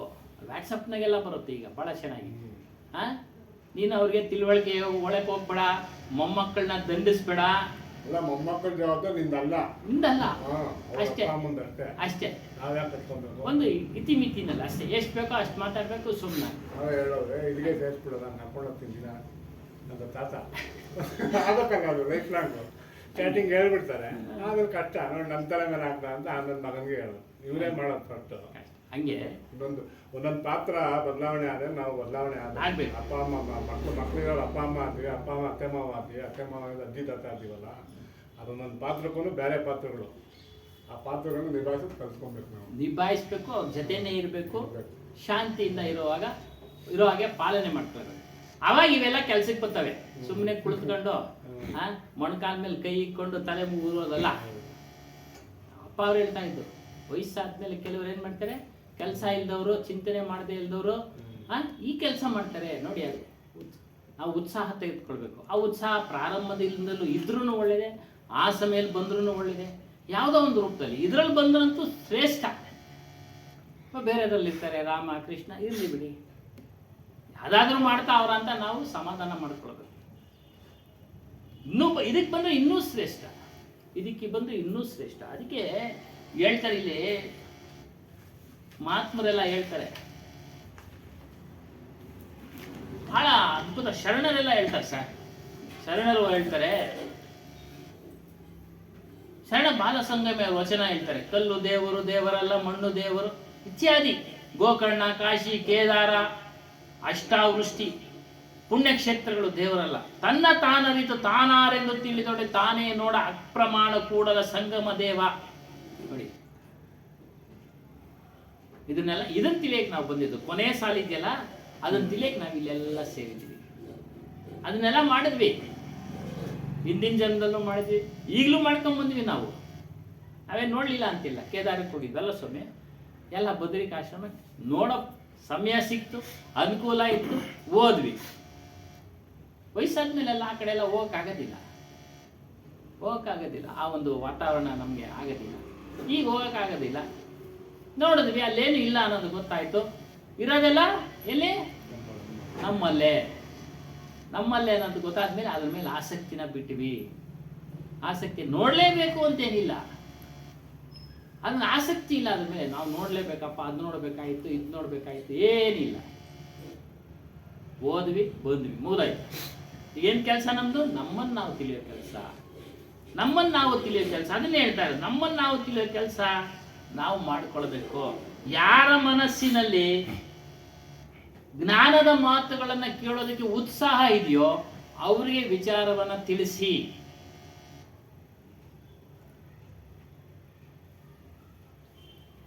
ಉತ್ಸಾಹ ಇಲ್ಲದೆ ಇರೋರಿಗೆಲ್ಲ ತಿಳಿಸಕ್ಕೆ ಹೋಗ್ಬೇಡಿ, ಅವ್ರಿಗೆ ಕೇಳೋದಿಲ್ಲ. ನಿಮ್ಮ ಒಂದು ಸಮಯ ವ್ಯರ್ಥ, ನಿಮ್ಮ ಶಬ್ದಗಳು ವ್ಯರ್ಥ. ವ್ಯರ್ಥ ಅಲ್ಲದೆ ನಮ್ಮನ್ನು ತಲೆ ಕೆಡಿಸ್ಬಿಟ್ಟು ಇಲ್ಲಿ ಬರೋದಕ್ಕೂ ಒಂದು ಇದು ಮಾಡ್ತಾರೆ. ಹೇಳಿ ಸಮೀಪ, ನನಗೆ ಒಂದು ಪ್ರಶ್ನೆ ಕಾಡ್ತಾ ಇರ್ತದೆ. ಹೇಳಿ. ಏನಂದ್ರೆ ಎಲ್ಲಿ ಇಲ್ಲ ನಮ್ಮಲ್ಲೇ ಇದೆ ಅಂತ ಒಂದು ಭಾವನೆ ಬಂದಿದೆ.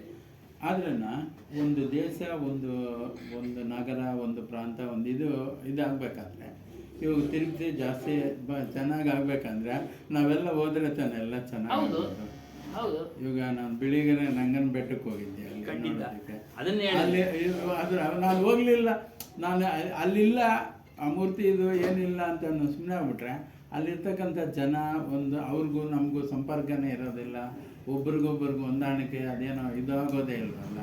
ಹೆಂಗೆ ಸಮಾಜ ಇದು ತೆಂಗಿನಕಾಯಿ ಹೂವು ಅದನ್ನ ಹೇಳಿದ್ದೀನಿ, ನಿನ್ನೆನೂ ಹೇಳಿದೆ, ನಿನ್ನೆನೂ ಅದೇ ವಿಚಾರ ಹೇಳಿದೆ, ನಾನು ಅದೇ.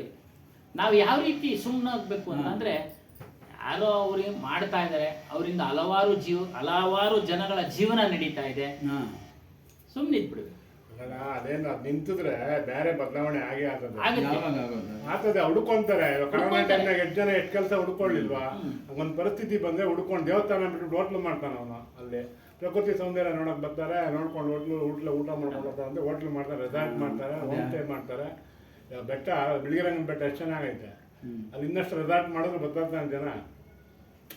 ಹಂಗೆ ಅದ್ರಾಗೆ ಇರ್ತಾರೆ ಅಷ್ಟೇ, ಬಿಟ್ರೆ ಬೇರೆ ಬದಲಾವಣೆ ಆಗೇ ಆಗುತ್ತೆ. ಹಾಗೆ ಆಗ್ತದೆ, ಇವತ್ತೆಲ್ಲ ನಾಳೆ ಹಾಗೆ ಆಗ್ತದೆ. ಅದು ಕಾಲ ಬೇಕಾಗ್ತದೆ. ವ್ಯಾಪಕವಾಗಿ ಹರಡಬೇಕು, ತಿಳಿಬೇಕು. ಹರಡಕ್ಕೂ ಬಿಡೋದಿಲ್ಲ ಸ್ವಾಮಿ, ಅವ್ರದೇ ಒಂದು ಗುಂಪಿರುತ್ತೆ, ಅದು ಆಗ್ಲಿಂದ ನಡೀತಾ ಇದೆ, ಬಸವಣ್ಣನ ಕಾಲದಿಂದಾನು ನಡೀತಾ ಇದೆ. ಅವನು ಇದೇ ಆತ್ಮವಿಚಾರ ಹೇಳಿ ಎಲ್ಲಾ ಜನ ಮಾನವರು ಒಂದೇ ಅಂತೇಳಿ ಜಾತಿಗಳ ನಡುವೆ ಮದುವೆ ಅದು ಇದೆಲ್ಲ ಮಾಡ್ದ. ಅದನ್ನ ವಿರೋಧ ಮಾಡಿ ಅವನ ಗತಿನೇ ಬದಲಾಯಿಸ್ಬಿಟ್ರು. ಅವನ ಗತಿನೇ ಬೆಳೆಯೋದು ಬೇಕಾದ ಜನ ಬೆಳೀತಾರೆ. ಒಂದೊಂದ್ಸರಿ ಬಾಯ್ ಪಡ್ಕೊಂತಾರೆ, 10 ರೂಪಾಯಿ ಕೇಳೋದು. ನಾಳೆ ದಿನ ಒಂದ್ ಸ್ವಲ್ಪ ಆಸೆ ಸಿಗಲು 45 ರೂಪಾಯಿ ಆಗ್ಬಿಟ್ರೆ 60 ರೂಪಾಯಿ ಹೇಳ್ಬಿಟ್ಟು ನಾನು ಒಂದೊಂದ್ಸತಿ ಇವ್ರು ಹೇಳ್ದಂಗೆ ಸ್ವಲ್ಪ ಯೋಚನೆ ಮಾಡ್ತೀನಿ. ಇವ್ರು ಏನ್ ಮಾಡ್ಬೇಕು ಒಂದ್ ಸ್ವಲ್ಪ. ನಾನು ಒಂದ್ ಸ್ವಲ್ಪ ಆ ಕಡೆ ಹೋಗ್ತಾ ಇಲ್ಲ ಅನ್ಕೊಳ್ಳಿ, ಇವಾಗ ಅದರ ಬಗ್ಗೆ ಅದಿಲ್ಲ. ಎಲ್ರು ಹಿಂಗ ಆಗ್ಬಿಟ್ರೆ ಜೀವನ ಹೆಂಗೆ? ಪರಂಪರೆ ಮಾಡಿದ್ದೆ ಹಂಗೆ ಅಣ್ಣ. ಸಮಾಜ ಸಮಾನತೆ ಬೇಕು, ಎಲ್ಲರಿಗೂ ವ್ಯವಹಾರ ಆಗಲಿ ವ್ಯಾಪಾರ ಆಗಲಿ ಅನ್ನೋದಕ್ಕೆ ಜಾತ್ರೆ ಅವು ಇವೆಲ್ಲ ಶುರು ಮಾಡಿದ್ದೆ. ಇನ್ನೇನು ಮುಖ್ಯ ಕಾರಣ ಜಾತ್ರೆ ಮಾಡಿದ್ದಾವೆ. ಇದೆಲ್ಲ ದುಡ್ಡಿಗೆ ಕೊಟ್ಟು ಕುತ್ಕೊಂಡಿದ್ರೆ ಆಗಲ್ಲ.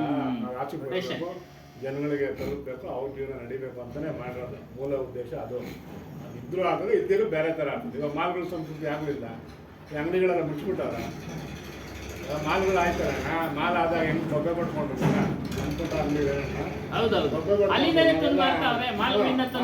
ಮಾಡ್ತಾವ್ರೆ ಇವಾಗ. ಜನಕ್ಕೆ ಸ್ವಲ್ಪ ಕಷ್ಟ ಆಗ್ತದೆ ಅಷ್ಟೇ, ಆಮೇಲೆ ಒಪ್ಕೊಂಡ್ಬಿಡ್ತಾರೆ. ಅದೇ ಸಂಪೂರ್ಣ ಬದಲಾವಣೆ ಆಗೋದು ಇಲ್ಲ ಬಿಡಿ, ಆಗೋದಕ್ಕೆ ಬಿಡೋದು ಇಲ್ಲ ಬಿಡಿ. ಅದೇ ತಿಳುವಳಿಕೆ ಜನ ಜಾಸ್ತಿ, ಅದು ಸ್ವಲ್ಪ ಕಮ್ಮಿ ಹೋಗೋ ಜನ ಕಮ್ಮಿ ಆಗ್ತಾರೆ ಅಷ್ಟೇ. ಕಮ್ಮಿ ಆಗ್ತದೆ, ಜಾಸ್ತಿ ಆಗುತ್ತೆ. ಪರಿವರ್ತನೆ, ಜಗದ ನಿಯಮ ಪರಿವರ್ತನೆ ಆಗ್ತಿದೆ. ಅದ್ರಲ್ಲಿ ನಾವು ನಿಜವಾಗಿ ಪರಿವರ್ತನೆ ಆಗಿ ನಾವು ಈ ಕಡೆ ಬಂದಿದ್ದೀವಿ ಅಷ್ಟೇ. ಎಷ್ಟೊಂದು ಕೆಟ್ಟ ಜನ ಅವ್ರೆ ಅಂತ ತಿಳ್ಕೊಳ್ಳೋದ್ಕಿಂತ ನೀನು ಒಳ್ಳೆ, ನಾವು ಒಬ್ನಾರು ಭಾರ ಆಗ್ದಂಗಿರುತ್ತೆ ಜಗತ್ಗೆ ಅಂತ ಹೇಳಿ ವಿವೇಕಾನಂದರು ಅದನ್ನೇ ಹೇಳೋದು. ಏನು, ನೀನು ಸ್ವರ್ಗದ ವಿಚಾರ ಹೇಳೋದಕ್ಕಿಂತ ಮೊದಲು ಮನುಷ್ಯನ ಅನ್ನದ ದಾರಿ ಮಾರ್ಗ ತೋರ್ಸಯ್ಯ. ಅನ್ನೋದ ದಾರಿ ಮಾರ್ಗ ತೋರಿಸು. ಆಮೇಲೆ ನೀನು ಸ್ವರ್ಗದ ವಿಚಾರ ಹೇಳು. ಅವ್ನು ಬರ್ತಾನ ಬಿಡ್ತಾನ ಅದು ಅವನಿಗಿಷ್ಟ, ಅವನಿಷ್ಟ. ಇಲ್ಲೇ ಅವ್ನು ನಾಳೆ ಜೀವನ ಹೆಂಗಪ್ಪ ಅನ್ನೋ ಅವನೇ ಸ್ವರ್ಗ ನೀವು ಮೋಕ್ಷದ ವಿಚಾರ ಕೇಳೋದು ಅವ್ನಿಗೆ ಆಗುತ್ತಾ? ಇದೆಲ್ಲ ಸತ್ಸಂಗ ಕೇಳು ಅಂದ್ರೆ ಅದನ್ನೇ ಹೇಳಿರೋದು, ಆ ಅರ್ಥದ ಮೇಲೆ ಹೇಳಿರೋದು. ಯಾರಿಗೆ ಆಸಕ್ತಿ ಇದೆಯೋ ಅವ್ರಿಗೆ ನೀನು ತಿಳಿಸಪ್ಪ ಜ್ಞಾನವನ್ನ, ಅವ್ರಿಗೆ ನೀನು ತಿಳಿಸು. ಅದನ್ನ ಬುದ್ಧ ತನ್ನ ಬಳಿ ಬಂದವ್ರಿಗೆ ಮಾತ್ರನೇ ತಿಳಿಸ್ತಾ. ಅವನ ಆಕರ್ಷಣೆಗೆ ಒಳಪಟ್ಟು ತನ್ನ ಬಳಿ ಬಂದವ್ರಿಗೂ ತಿಳಿಸ್ತಾ, ಬಹಿರಂಗಾಗಿ ಪ್ರಚಾರ ಮಾಡ್ತಾ, ಪ್ರವಚನ ಕೊಡ್ತಾ ಇದ್ದ. ಇಷ್ಟಪಟ್ಟು ಬಂದ್ರು. ಇವನಿಂದ ನಮ್ಮ ಸಂಸ್ಕೃತಿ ಹಾಳಾಗ್ಬಿಡುತ್ತೆ ಅಂತ ಅಲ್ಲಿನ ಅವರೆಲ್ಲ ಎಗೇನೆಸ್ಟ್ ಆದ್ರು. ಆಗ ಅವನು ತಾಳ್ಮೆ ಕೆಡಿಸ್ಕೊಳ್ಳಿಲ್ಲ. ತನ್ನ ಕೆಲಸವನ್ನ ತಾನು ಮಾಡ್ತಾನೇ ಇದ್ದ, ತನ್ನ ಕೆಲಸವನ್ನ ತಾನು ಮಾಡ್ತಾನೆ ಇದ್ದ. ಅವನು ಯಾವ ರೀತಿ ಸತ್ತ? ಅವನ ಸಂಸ್ಕಾರ ಏನು? ವಿಷದ ಆಹಾರದಿಂದ ಅವನು ಸತ್ತೋಗಿದ್ದ. ಪಾಪ ಅವನಿಗೆ ಗೊತ್ತಿತ್ತು, ಇವತ್ತೊಂದು ದಿನ ವಿಷದ ಆಹಾರ ನನಗೆ ಬರುತ್ತೆ ಅಂತ ಗೊತ್ತಿತ್ತು, ಬೇಡ ಅನ್ಬೋದಾಗಿತ್ತು. ಅವನು ತೀರ್ಮಾನ ಮಾಡ್ದ, ನನ್ನ ಸಮಯ ಇಲ್ಲಿಗೆ ಅಂತ್ಯ ಆಗಿದೆ, ದೇಹ ಹೋಗದೆ ತಗೊಂಡ. ಸಿದ್ದೇಶ್ವರ ಸ್ವಾಮಿಗಳು ಅಷ್ಟೇ. ದೇಹ ಇನ್ನೊಬ್ರು ಕೈ ನರಳಾಟದ ಬೇಡ ಅಂದ್ಬಿಟ್ಟು ಅವರೇನೆ ದೇಹ ತ್ಯಾಗ ಮಾಡಕ್ಕೆ ಇಚ್ಛೆ ಪಟ್ಬಿಟ್ರು. ಊಟ ತಿಂಡಿ ಕಮ್ಮಿ ಮಾಡಿ ಹಂಗೆ ಆ ರೀತಿಯಾಗಿ ಯಾರು ಕೇಳಕ್ಕೆ ಇಷ್ಟಪಡ್ತಾರೋ ಅವ್ರಿಗೆ ಹೇಳೋದು. ನಾವು ನಿನ್ನೆ ಅದೇ ವಿಚಾರ ಹೇಳಿದ್ವಿ. ಏನು ಮಾಡತಕ್ಕಂಥವ್ರು ಮಾಡಿ, ಇದು ಬದಲಾವಣೆ ಆಗತಕ್ಕಂಥವ್ರು ಆಗಿ. ನಿಜವಾದ ವಿಚಾರ ಇದು, ಸತ್ಯದ ವಿಚಾರ. ಅವುಗಳಿಂದ ಬಿಡುಗಡೆ ಇಲ್ಲ, ಮೋಕ್ಷ ಇಲ್ಲ. ಈ ವಿಚಾರ ನೀವು ಹೇಳಿದ್ದನ್ನು ನಾವು ಚಿಂತನೆ ಮಾಡಿ ಅವ್ರಿಗೆ ನಾವು ಒಪ್ಪೋದಿಲ್ಲ. ಅವ್ರು ಹೇಳಿದ್ರು ಅವ್ರು ಅನ್ಕೊಳ್ತಾರೆ, ಇವನ್ ಯಾರಯ್ಯ ನಮ್ಮ ಜೀವನಕ್ಕೆಲ್ಲ ಕಲ್ಲಾಗ್ತಾವ ಅನ್ಕೊಂತಾರೆ. ಹಾಗಂತ ಏನ್ ಎಲ್ಲರೂ ಪೂರ್ತಿ ಬದಲಾವಣೆ ಆಗ್ಬಿಟ್ಟವ್ರ? ಇಲ್ಲ. 80% ಭಾಗ ಅಲ್ಲೇ ಇರೋದು, 20% ಭಾಗನೇ ಈ ವಿಚಾರ ಕೇಳ್ತಾ ಇರೋದು. 20% ಜಾಸ್ತಿ ಹಂಗೆ ಶಂಕರಾಚಾರ್ಯರು ಸಹ ಅಷ್ಟೇ. ಕೆಲವರಿಗೆ ಭಕ್ತಿ ಈ ರೀತಿಯಾದರೂ ಬರಲಿ ಅನ್ನೋ ಒಂದು ಉದ್ದೇಶಕ್ಕೆ ವಿಗ್ರಹ ಪೂಜೆ ಅದು ಇದು ಮಡಗಿದ್ರು. ಎಲ್ಲರೂ ಅಷ್ಟೇ. ಇವನ್ ಕೈವಾರ ತಾತಯ್ಯನವರು ಹೇಳಿದ್ರು, ಭಕ್ತಿ ಬರಲಿ ಮನುಷ್ಯನಿಗೆ. ಫಸ್ಟ್ ಭಕ್ತಿ ಬರದೇ ಇದ್ರೆ ಯಾವುದೂ ಕೂಡ ಅವನಿಗೆ ಅಂಟೋದಿಲ್ಲ. ವಿದ್ಯೆ ಕಲಿಬೇಕಾದ್ರೆ ಅವನು ಭಕ್ತಿ ಬರಬೇಕು. ನಾನು ಓದಬೇಕು ಅದ್ರ ಜೊತೆ ಸೇರೋದೇ ಭಕ್ತಿ. ತಮ್ಮ ಮನಸ್ಸನ್ನ ಓದ್ಮೇಲೆ ಸೇರಿಸೋದೇ ಭಕ್ತಿ. ಭಕ್ತಿ ಅರ್ಥ ಕೂಡೋದು ಅಂತ ಭಕ್ತಿ. ನೀವು ಇಲ್ಲಿ ಬಂದು ಸೇರ್ತಾ ಇದ್ರೆ ಶ್ರದ್ಧೆಯಿಂದ, ಇದು ಭಕ್ತಿ. ಅದೇ ಶ್ರದ್ಧೆಯಿಂದ ಕೇಳ್ತಾ ಇದ್ರೆ ಅದು ಭಕ್ತಿ. ಅಲ್ಲಿಗೆ 2,000 ಆಗಿದೆ ಬುದ್ಧ ಇದಾಗಿ. ಆದರೂ ನಮ್ಮ ಮನದಲ್ಲಿ ಇವತ್ತು ನಾವು ಅವ್ರನ್ನ ಬಗ್ಗೆ ಚಿಂತನೆ ಮಾಡ್ತಾ ಇದೀವಿ, ಅವ್ರದ್ದು ತೊಗೊಳ್ತಾ ಇದೀವಿ. ಆದರೆ ಇನ್ನೂ ಒಂದು ವರ್ಷ 2 ವರ್ಷ ಅವ್ರದ್ದೇ ಇದ್ದೇ ಇರಬಹುದು ಅನ್ಸ್ಕೊಂಡು. ಎಲ್ಲಿವರೆಗೂ ಬಾಯಿಂದ ಬಾಯಿಗೆ ವಿಚಾರ ಆಡ್ತಾ ಇರುತ್ತೋ ಅಲ್ಲಿವರೆಗೂ ಬುದ್ಧನ ವಿಚಾರಗಳು ಜೀವಂತವಾಗಿರ್ತವೆ, ಕಬೀರ್ ಸಾಹೇಬರ ವಿಚಾರಗಳು ಜೀವಂತವಾಗಿರ್ತವೆ. ಅವೆಲ್ಲ ಸತ್ಯದ ವಾಕ್ಯಗಳು ಹೋಗಲ್ಲ. ಕಡಿಮೆ ಆಗ್ಬೋದು ಅಷ್ಟೇ. ಹಂಗೆ ಜಾಸ್ತಿನೂ ಆಗ್ಬೋದು. ಅಷ್ಟೇ. ವಿವೇಕಾನಂದರದ್ದು ಬುಕ್ಕು ಇವಾಗ ಹೊಸ ಪಬ್ಲಿಷ್ ಆಗ್ತದಂತೆ. ಆದರೆ ನಾವೇನಂದ್ರೆ ಯಾವಾಗೂ ನಿಮ್ಮನ್ನೇ ಕೇಳಿಕೊಂಡು ನಿಮ್ಮ ಸತ್ಯದ್ದು ಕೇಳಿಕೊಂಡು ಆತ್ಮ ವಿಚಾರ ಜಡ ಬೇಡ, ನಿಮಗೆ ಜ್ಞಾನ ಬೇಕು ಅಂತ ಹೇಳ್ಕೊಂಡ್ರೆ ನಾವು ಸಾಹುಕಾರಗಳಾಗೋದು ಹೆಂಗೆ, ನಮ್ಮನ್ನು ಪ್ರಚಲಿತ ಆಗೋದು ಹೆಂಗೆ, ನಾವು ಎಲೆಕ್ಷನ್ ನಿಂತ್ಕೊಳ್ಳೋದು ಹೇಗೆ, ನಮ್ಗೆ 5-10 ಬಿಲ್ಡಿಂಗ್ ಕಟ್ಟೋದು ಯಾವಾಗ ಅನ್ನೋಂಥ. ಅಲ್ಲ, ನೀವು ದುಡಿಮೆ ಮಾಡಬೇಡಿ ಅಂತ ಹೇಳ್ತಾ ಇಲ್ಲ ಕಬೀರ್ ಸಾಹೇಬ್. ಅದನ್ನೇ ಹೇಳಿ ವಿವೇಕಾನಂದ, ಅನ್ನದ ಮಾರ್ಗ ತೋರಿಸಿ ಮೊದಲು, ಆ ನಂತರ ನಿನ್ನ ಮೋಕ್ಷದ ವಿಚಾರ. ದುಡಿಮೆ ಮಾಡಿಸಿದೆ ಕಬೀರ್ ಸಾಹೇಬ್ರು. ದುಡಿಮೆ ಮಾಡಬೇಡ ಅಂತೇನು ಹೇಳಿಲ್ಲ, ದುಡಿಮೆ ಮಾಡಬೇಡ. ಅದರಿಂದ ಬಂದಂಥ ಯಶಸ್ಸು ತಗೋ, 16ರಲ್ಲಿ 60 ಬಿಲ್ಡಿಂಗ್ ಕಟ್ಸು. ಆದರೆ ಸತ್ಯ ಗೊತ್ತಿಲ್ಲ, ಇವ್ಯಾವು ನನ್ನ ಹಿಂದೆ ಬರೋದಿಲ್ಲ, ಅದನ್ನು ತಿಳ್ಕೋ. ಲೇಟು ಹೇಳೋ ಏನು ಹಾಕಿದ್ದಾರೆ ಅವರು? ಶಾಂತಿ ಎನ್ನುವ ಸಂಪತ್ತನ್ನು ಅಹಂಕಾರ ಬಯಕೆಗಳು ಕದ್ದು ಬಿಡುತ್ತವೆ. ನೋಡಿ, ಅವೆಲ್ಲ ಗಳಿಸ್ತಾ ನಮ್ಮಲ್ಲಿ ಅಹಂಕಾರ ಹುಟ್ಟುಬಿಡ್ತಿದೆ. ಆ ಅಹಂಕಾರ ಹುಟ್ಟಿದ್ರೆ ನಮಗೆ ಶಾಂತಿ ಸಿಗೋದಿಲ್ಲ. ಆ ಅಹಂಕಾರ ನಾವು ಕಳಿಬೇಕಾದ್ರೆ ಆದರೆ ನಾವು ಇದೆಲ್ಲ ನಮ್ದಲ್ಲಪ್ಪ, ಜೀವನಕ್ಕೋಸ್ಕರ ನಾವು ಮಾಡ್ಕೊಂಡಿದ್ದೀವಿ, ಇರೋವರೆಗೂ ಅಷ್ಟೇ, ಇರೋವರೆಗೂ ಅದನ್ನ ಅನುಭವಿಸ್ಬೇಕು. ಪೂರ್ತಿನೂ ಅನುಭವಿಸ್ತೀರಾ? ಇಲ್ಲ, ಆಗಲ್ಲ.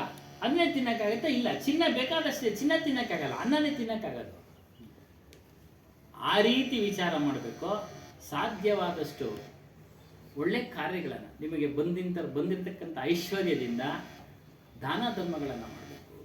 ಒಂದು ಇಡ್ಲಿ ಎಷ್ಟಾಗಿ ಇಟ್ಬಿಟ್ಟಾಗ ಬೇಡ ಅಂತ ತೆಗೆದಿಟ್ಬಿಡ್ತಿದೆ, ಹಂಗೆ ಆಗ್ಬಿಟ್ಟಾಗ ಹಂಗೆ ಆ ರೀತಿ ಎಲ್ಲಾನು ಬಂದಿರೋ ನಿಮಗೆ ಒಂದು ನಿಮ್ಮ ಸತ್ಕರ್ಮದ ಫಲದಿಂದ ಐಶ್ವರ್ಯ ಬಂದಿದೆ, ದುಡ್ದಿದ್ದೀರಾ, ಗಳಿಸಿದ್ದೀರಾ.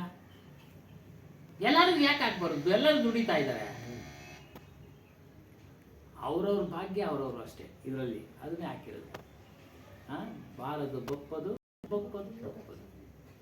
ಅದನ್ನು ಹಾಕಿದ್ದಾರೆ. ಅದನ್ನು ಸದುಪಯೋಗ ಪಡಿಸಿ ಇಂಥ ಒಂದು ವಿಚಾರಗಳನ್ನು ಏರ್ಪಾಟು ಮಾಡಿ ಪುಣ್ಯ ಪ್ರಾಪ್ತಿಯಾಗಿದೆ. ತಿಳ್ಕೊಳ್ಳಿ, ನೀವು ತಿಳ್ಕೊಳ್ಳಿ. ಬುದ್ಧನಾಗೆ ವರ್ತಿಸಿ. ನಿಮ್ಮಲ್ಲಿರತಕ್ಕಂಥ ಐಶ್ವರ್ಯಗಳನ್ನು ಈ ಸತ್ಸಂಗ ಮಾಡೋದ್ರ ಮೂಲಕ ನಾವು 2023ನೇ ತಾರೀಕು ದೊಡ್ಡ ಕಾರ್ಯಕ್ರಮವನ್ನು ಆಯೋಜನೆ ಮಾಡಿದ್ವಿ. 10ನೇ ವರ್ಷದ ಕಾರ್ಯಕ್ರಮನ ಆ ಸಮಯದಲ್ಲಿ ಹೊರಗಡೆ ಒಂದು ಪೆಂಡಾಲ್ ಹಾಕಿ ಮಾಡಬೇಕು ಅಂತ ಕಬೀರ್ ಸ್ವಾಮಿ ಅಲ್ಲಿ ಬೆಂಗಳೂರಿನಲ್ಲಿ ನೋಡಿ.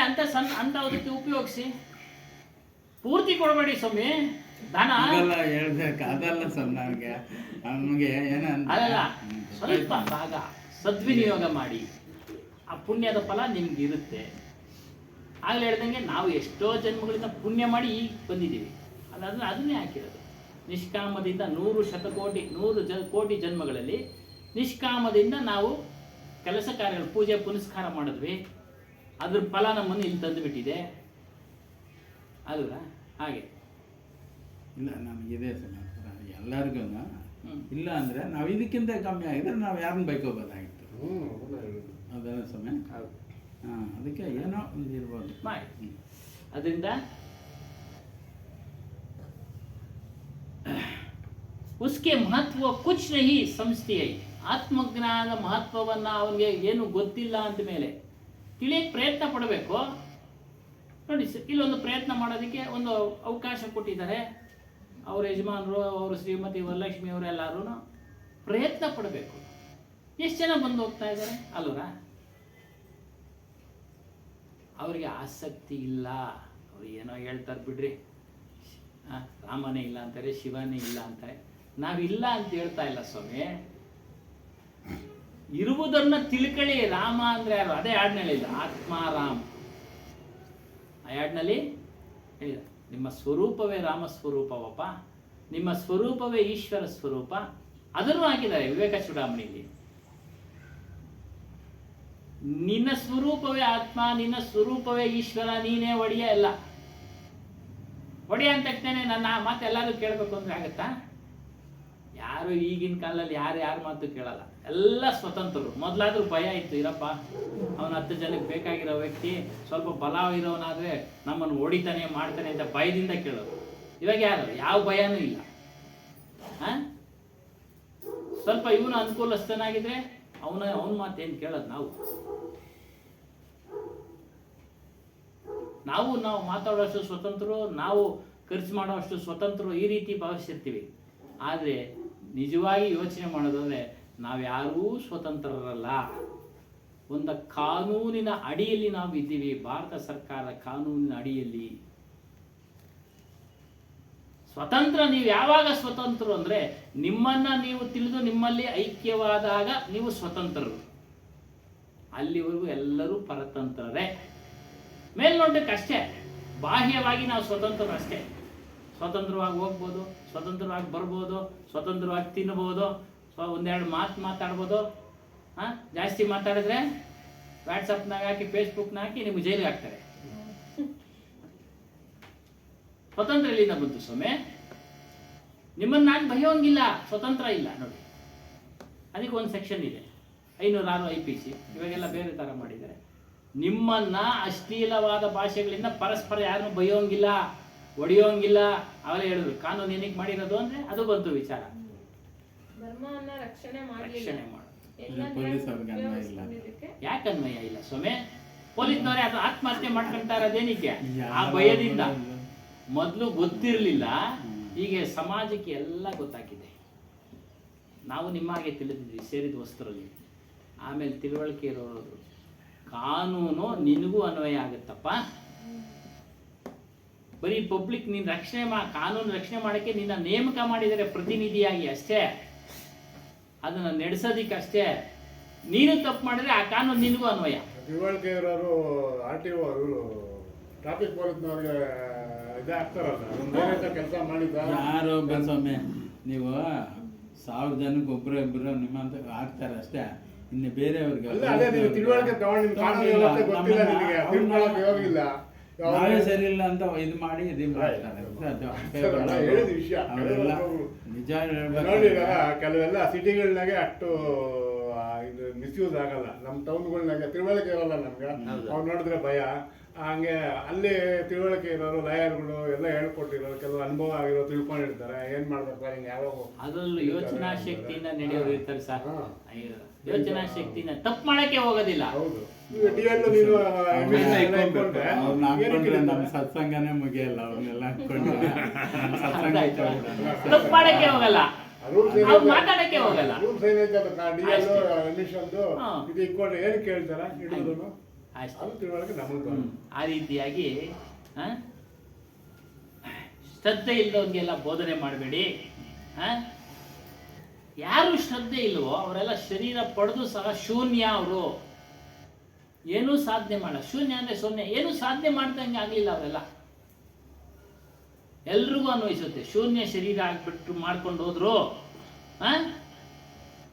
ಅದರಿಂದ ಎಲ್ಲರೂ ತಿಳಿಯಿರಿ ನಿಮ್ಮ ಸ್ವರೂಪವನ್ನ. ಪ್ರೇಮದಿಂದ ತಿಳಿಸೋನು ಅಷ್ಟೇ. ಅವನಲ್ಲೂ ಪ್ರೇಮ ಇರಬೇಕು. ಕಠೋರವಾಗಿದ್ರೆ ಯಾರು ಹತ್ತಕ್ಕೆ ಬರೋದಿಲ್ಲ. ಕಠೋರವಾಗಿ ಯಾರು ಏನೇ ಒಂದು ಪಕ್ಕದಲ್ಲಿ ಕೂತಿದ್ರು ಅವರು. ಎಲ್ಲರನ್ನ ನಾವು ಒಂದೆರಡು ಮಾತಾಡಿಸಿದಾಗ ಇರಪ್ಪ ನಮ್ಮನ್ನು ಮಾತಾಡಿಸ್ತಾರೆ. ಹಿಂದಿನವರು ಇರಲಿಲ್ಲ ಸರ್, ನೀವು ಈ ರೀತಿ ಇರಲಿಲ್ಲ. ಹಿಂದಿನವರು ಹೆಸರು ಹೇಳೋದು ಬೇಡ, ತಪ್ಪಾಗಿದೆ. ಪ್ರೊಫೆಸರ್ ಅವರು ಹೇಳಿದ್ರು ಹಿಂದಿನವರು ಈ ರೀತಿ ಇರಲಿಲ್ಲ. ಒಂದೆರಡು ಮಾತಾಡಬೇಕು, ಆವಾಗ ಜನಗಳು ಸೇರ್ತಾರೆ. ಮಾತನಾಡಬೇಕು. ಬನ್ನಿ ಕುಳಿತುಕೊಳ್ಳಿ, ಊಟ ಮಾಡಿ. ಎರಡು ಸಲ ಮಾತಾಡಿಸ್ತಾ ಇದ್ರು, 3ನೇ ಸಲ ಮಾತಾಡ್ಸಿದ್ರೆ ಇರಪ್ಪ ನಮ್ಮ ಗಮನದಲ್ಲಿ ಇಟ್ಕೊಂಡಿದ್ದಾರೆ. ಈಗ ಆ ರೀತಿ ಅವ್ರಿಗೆ ಬೇಕು ಅನ್ಸುತ್ತೆ. ಮೊದಲು ಆ ರೀತಿ ಇರಲಿಲ್ಲ. ಗಲಾಟೆ ಸಮಯ ನಮ್ಮನ್ನು ಮಾತಾಡ್ಸೋಕ್ಕಾಗಲ್ಲ. ನಮ್ಮ ಕೆಲಸ ಹೇಳೋರೆ ಏನು, ನಮ್ಮನ್ನು ಕರೆದಿದ್ದಾರೆ,